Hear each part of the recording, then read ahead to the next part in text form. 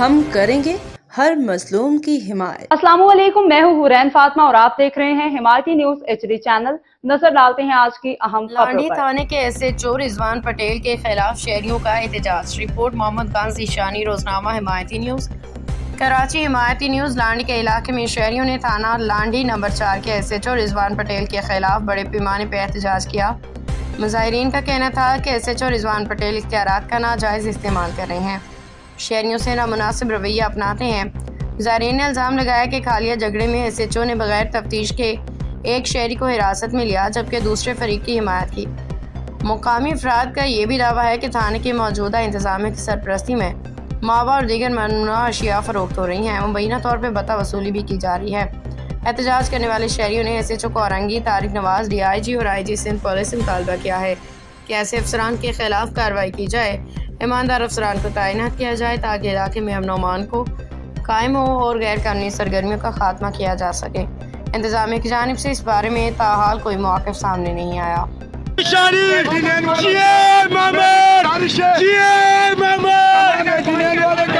मैं बहुत ज़्यादा मशकूक और शुक्रिया अदा करता हूँ।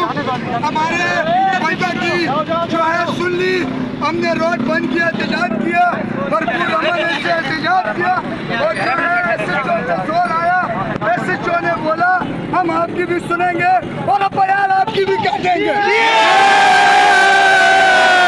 लेकिन मेरा ये मुतालबा है, SHO का नाम क्या है? इरफान पटेल को यहाँ पर मुअत्तल किया जाए।